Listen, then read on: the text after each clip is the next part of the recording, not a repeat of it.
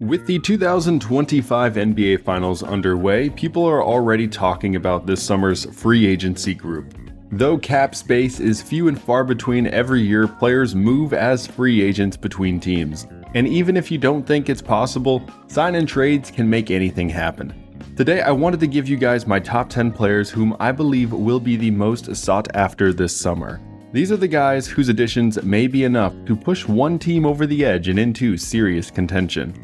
Before we get started though, please do me a big favor and like the video, as it helps me out far more than I think you guys realize, and subscribe for more basketball related content. I am trying to hit 1 million subscribers before these players sign their contracts, so let's make that happen.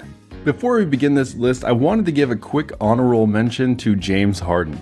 Originally, I was going to have him pretty low on here, but it seems like a foregone conclusion that he will be signing some sort of max extension with the LA Clippers. Apart from LAC, there's only one team with room on their payroll to offer a max, and that is the Brooklyn Nets, which would be a bit crazy. So I think we can all just pencil him in as a Clipper next year. Alrighty, now let's actually get started with number 10, Nickeil Alexander-Walker. Just wrapping up his 6th season in the league, the 26-year-old Walker is entering his first unrestricted free agency. I would describe him as an average but very well-rounded do-it-all shooting guard who can connect on threes, put the ball on the floor and attack, pass decently, and has a well-respected reputation for his defense, but he isn't really great at any of these things. In 2025, he was in the 63rd percentile in three-point shooting, 62nd percentile in defensive rating, and only in the 24th percentile in steals per 100. He is a solid pro who can give you reliable production off the bench, but the ceiling of what he can do for you is not very high. I would rather have him over someone like D'Angelo Russell, Cameron Payne, or Gary Payton, but there are also a number of veterans who play his position I would prefer. It would be interesting to see if one of the teams with a little bit of cap space throws money at him, this being Chicago, Detroit, Memphis, San Antonio, or Atlanta.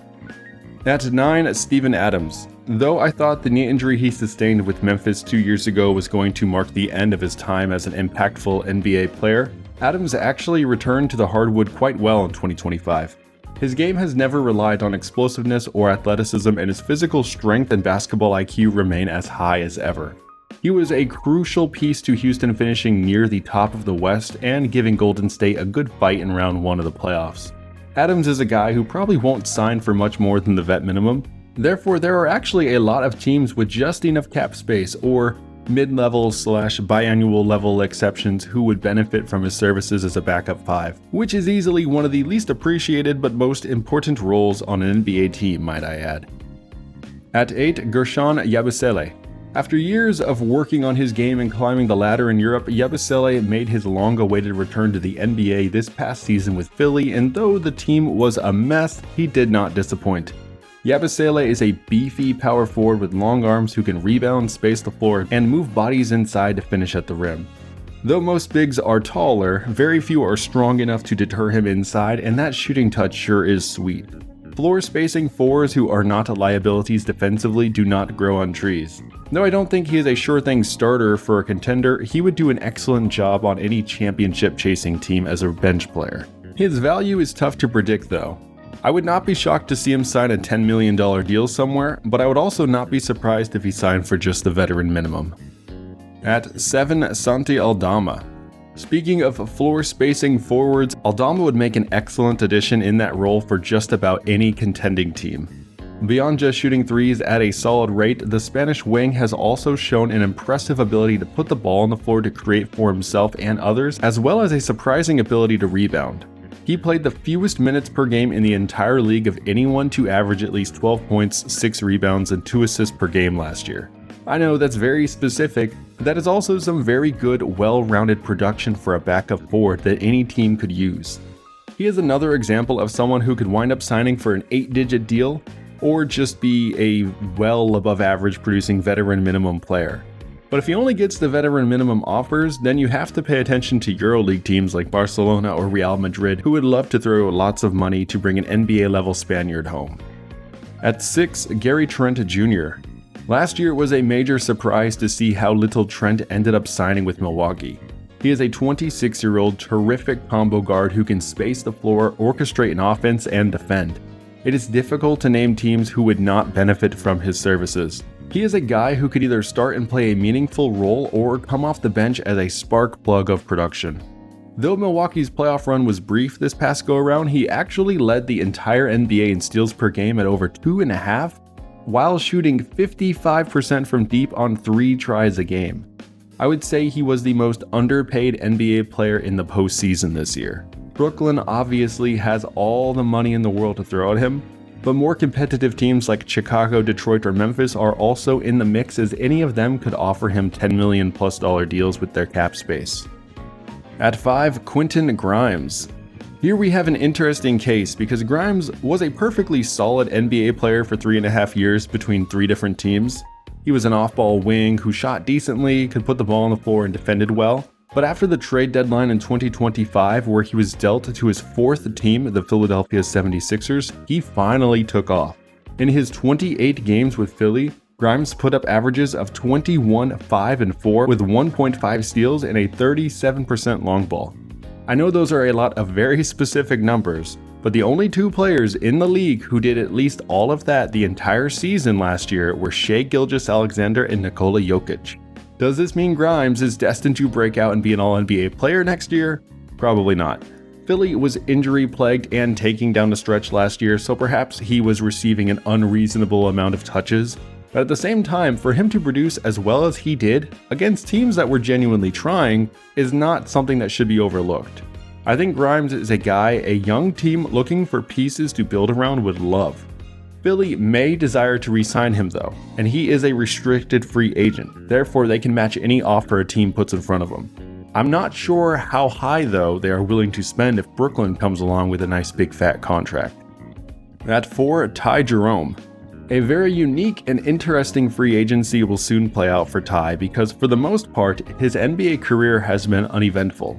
Through his first 5 years, he produced very little apart from a brief run with OKC back in 2021. This is why he entered this year making only $2 million. But his performance on the court skyrocketed in 2025 to a level nobody foresaw. If it were not for the absurd minutes per game requirement the NBA has, Jerome would have had a really good shot at winning the Most Improved Player award this past season, as he put up 12 points, 3 assists, and 1.1 steals in only 19 minutes of action a night for a Cleveland team that finished 2nd in the NBA in total wins. He also nailed 43% of his threes, the 4th best accuracy in the league. Literally any team would love a guy like Ty. In fact, he may even wind up getting an offer that sees him moved into the starting point guard role somewhere. And if he so desires, he should chase that. The reason this free agency is weird, in a similar vein to him not qualifying for the Most Improved Player award, is Ty only qualifies to receive right around $14 million from Cleveland. There is good reason to believe he is worth more than that, but he is also a restricted free agent, meaning the only way he can sign for a dollar value above that, which is what he's actually worth, is if a second team puts it in front of him. Only then can Cleveland pay him the money they probably want to pay him. And this sucks because it basically all comes down to Brooklyn, as they are pretty much the only team with the money to throw around.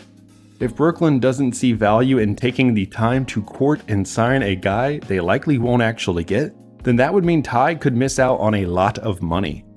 It's a really weird situation. Ultimately, I hope Ty gets every dollar he is worth, and he can continue to improve in a bigger role for years to come. At 3, Miles Turner.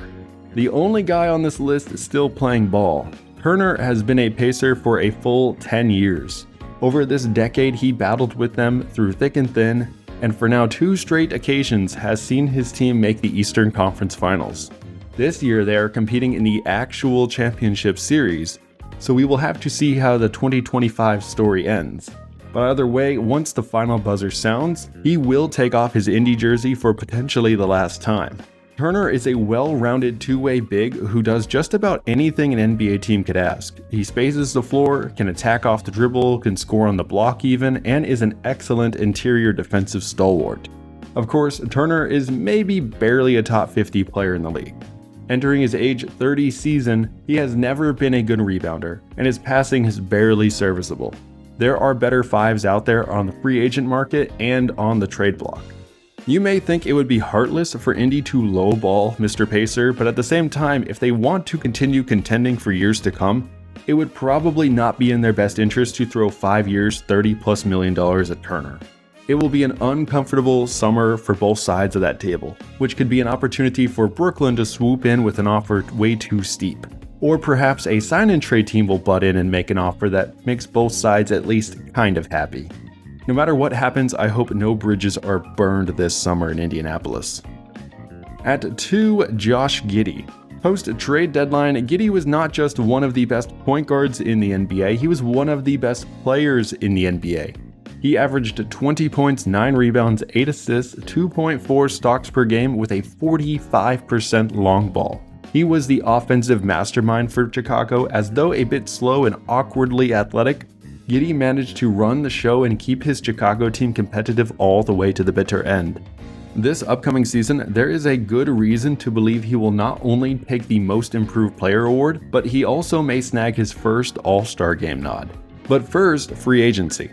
Reports indicate that Chicago management is very happy with keeping Giddey around to be their primary ball handler, but history also tells us that Chicago management does not like spending money. They have only paid the luxury tax a single time since its conception way back in 2002. Honestly, if it were not for Michael Jordan existing, the Bulls may have a similar reputation to that of Charlotte. They are not a well-run organization. If Brooklyn throws a fat contract offer in front of Giddey, Chicago very well may come up with an excuse for why they can't match it. This may seem like a no-brainer a la James Harden, but I don't think it is. And finally, at number 1, the player who I believe will have the most suitors calling his agent's cell phone number this summer will be Naz Reid. It is not clear who the best player on this list is, but regardless of who you may pick, you would have to admit that it is very close. The reason Reid is my number 1 though is because of the role he plays on the court. As an extremely mobile floor spacing 5, Reid is not pigeonholed into a single position. He can be a team starting 5 or he can play the power forward role full time. His combination of shooting, ball handling, strength, and defensive versatility is very hard to come by. Minnesota thought they were going to have him for many years to come, but with their recent new ownership making it clear that they are trying to save money, it makes Reid's future bleak with the organization. To give you a starting point, all reports point towards Reid rejecting his $15 million player option in 2026, so the bidding likely needs to begin around $20 million. There are 2 teams who can offer $20 million. One is Chicago, who can barely get there before going over the cap, and then they have to sign their drafted players this summer, which would definitely put them into the luxury tax. And of course, the other team is Brooklyn, the real spenders to pay attention to.